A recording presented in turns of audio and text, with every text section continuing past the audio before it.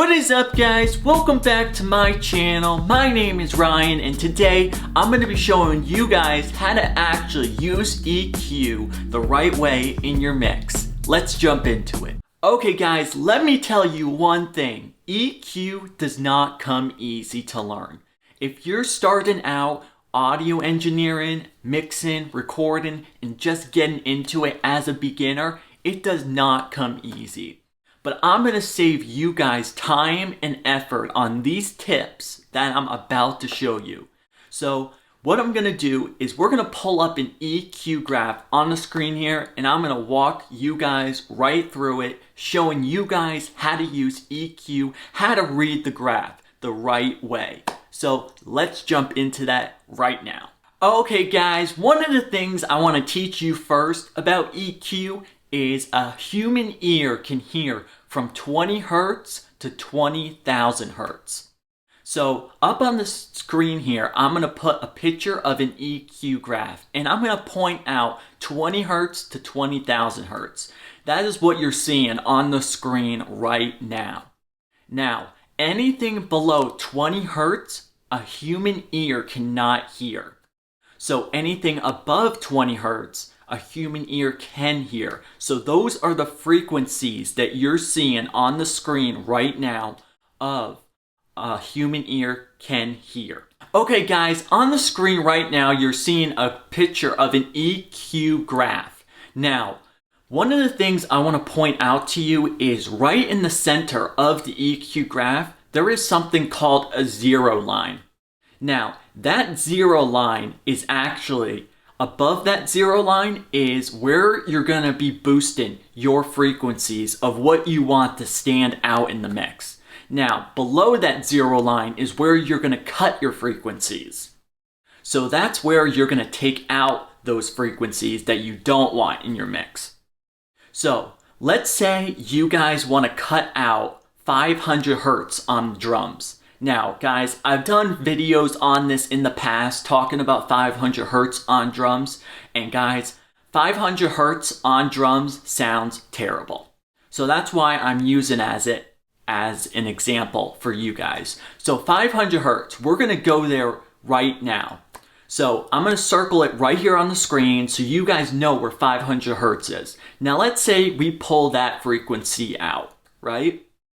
Now, when we pull that frequency out, what's going to happen is that frequency is not going to be able to cross the zero line. And the reason why it's not going to be able to cross the zero line is because that frequency we just pulled out is actually a blockage. So it's not going to pass the zero line. So we blocked that completely.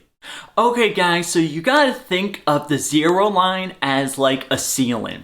So I'm going to use it at my hands as a demonstration.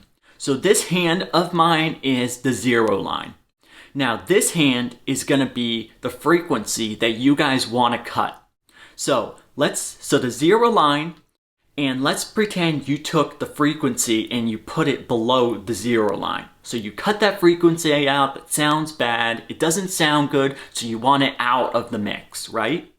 So once you cut that frequency out and it's below the zero line, it can't come back up above the zero line, so you're not going to hear it anymore because the zero line is acting as a defense. It's acting as a ceiling. So make pretend the ceiling in your house is the zero line. So once it goes down below the zero line and you cut it out, it's not going through the mix anymore. You're not going to hear it. So that's how the zero line works. Now, let's talk about when you boost. Okay guys, so when you find a frequency and it sounds good in your mix and you boost it above the zero line, what's going to happen is you're going to hear that frequency and that sound even more. So let's say you find a guitar sound. You find the tone, you find the frequency that sounds good, and you're like, oh my gosh, this sounds so good. I mean, I want to make this guitar pop through the mix more. I want to make this drum sound pop more. I want to make that snare drum hit harder because it sounds so good. Oh my gosh, right? You want more of that. You want your mix to pop. You want your mix to sound more full. So literally what you're gonna do is as soon as you take that frequency, this is the 0 line now, this hand, and this is the frequency. You're boosting it above the 0 line.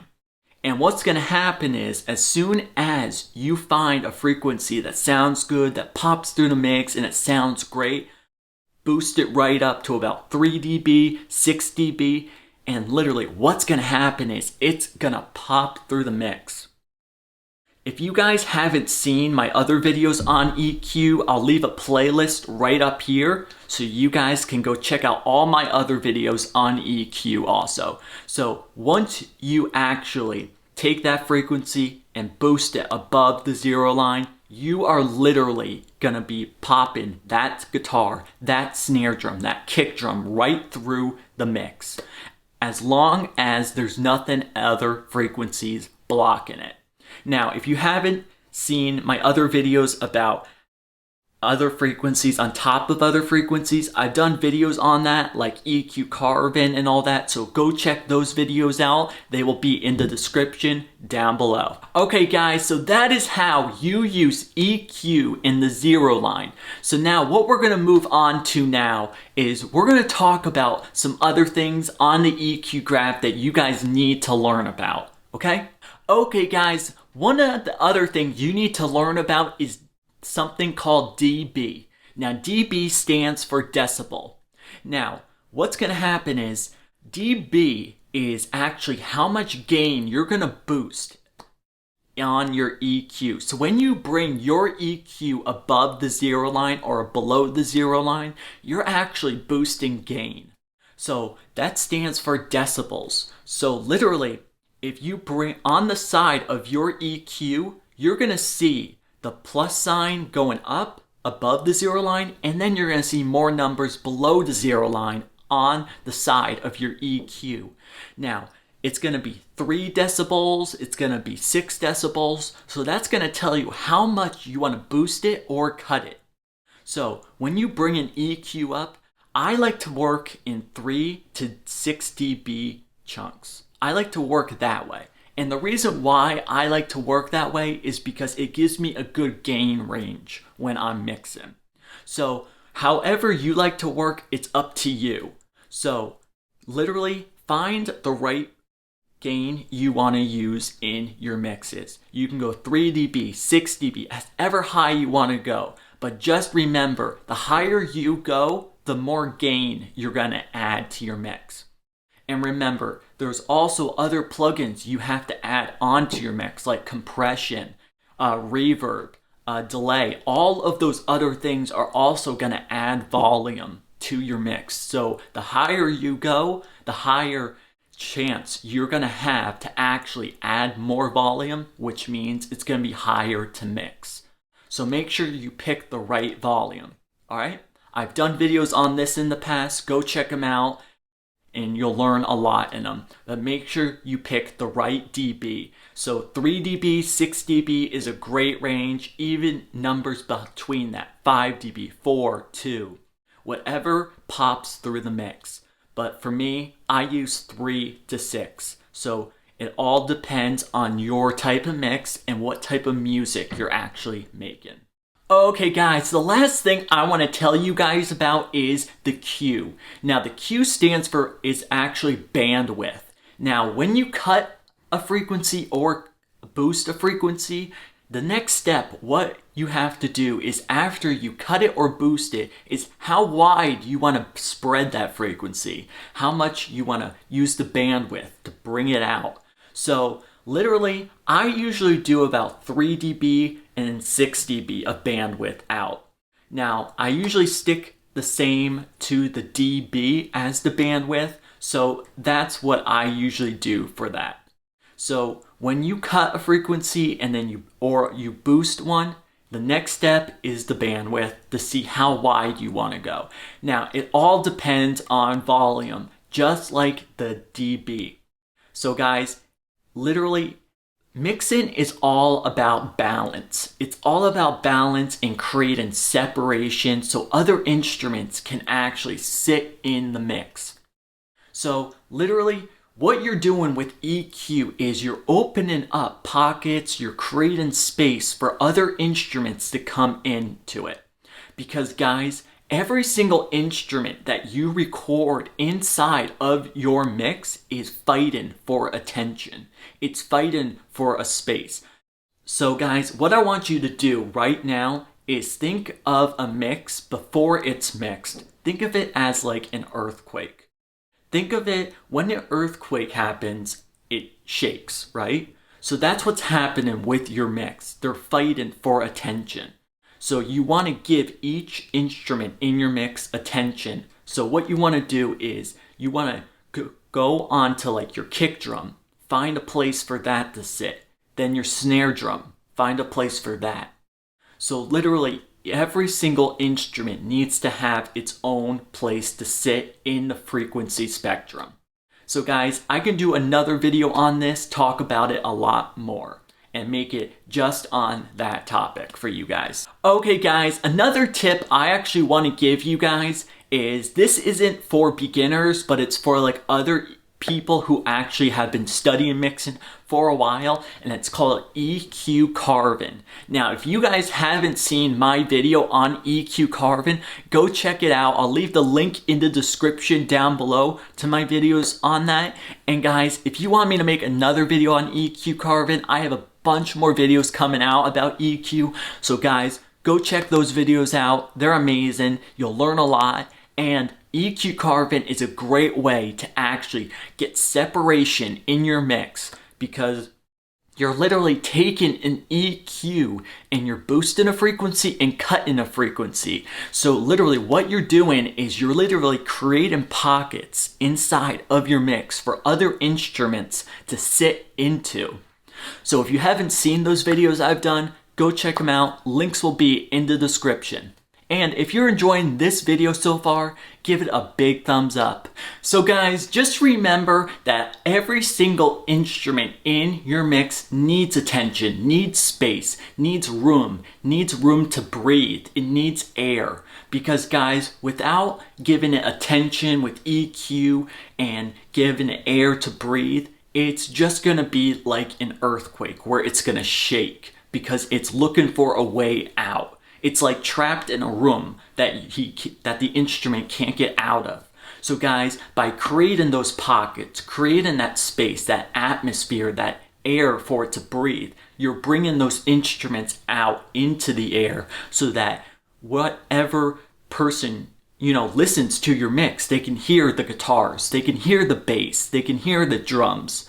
So guys, by just leaving it and not mixing it and not using EQ correctly and creating those pockets, that space, that air that it needs, you're literally just cluttering it up and giving it no air to breathe. So literally what you want to do is create that space for every single instrument to breathe. And what that takes is to learn the EQ chart. You need to learn where every single instrument is, like the kick drum. Listen to it. What does a kick drum sound like? It's low, so where's it gonna be? In the low end. A bass guitar, where's that gonna be? It sounds low, it's really deep, right? It's gonna be in the low end. So where are you gonna search for it? In the low end. Now, guitars, where are they gonna be? They can be high, they can be low. They would be in the mid-range. Cymbals, where are those gonna be? They're nice and high, they're shiny, they're crisp. They're gonna be in the high end. So learn every single instrument, what it sounds like. And then what that will do is help you guys to actually learn the EQ chart and where each instrument actually sits in the EQ chart, okay? So guys, any questions you have, leave them in the comments down below. I'm happy to help, and guys, I make sure that I always write you guys back in the comments. I'm really good about that. So guys, any comments, leave them down below. I'm happy to write you guys back. Alright guys, and if you haven't yet, hit that subscribe button down below for more mixing, more recording, and more reviews on Golden Productions so you guys can make your mixes sound amazing. And guys, we're going into a new year in 2021. So what I want to do is actually do more engagement with you guys. So guys, remember, if you leave a comment down below, remember, I always write back to you. And guys, one of the things I actually want to start doing on this channel too is I want to start live streaming. So guys, what I did the other day is I actually set up an OBS account. And guys, what I'm going to start doing is going live on there. And you guys can actually chat with me and ask me any questions that you guys have on recording and mixing. So guys, go ahead and leave a comment down below. Let me know if that's something you're looking forward to. Alright, so you can chat one-on-one with me and I'll ask any questions that you guys have on recording and mixing. Alright guys, I hope you enjoyed this video today, and if you did, make sure you give it a big thumbs up, and I hope you learned a lot today about EQ and how to use it to your full potential. And if you're just getting started on mixing, recording, and audio engineering, guys, don't worry, there is so much to learn, but guys, I'm here to help you along the way of your journey with audio engineering, guys. I have so many tips for you. And remember, if you guys want me to start live streaming so you guys can actually chat with me, let me know in the comments down below. And any questions you have, remember, put them down below in the comments. I always write you guys back. You guys are amazing. Keep making great music, and I'll see you guys in the next video. See you guys then.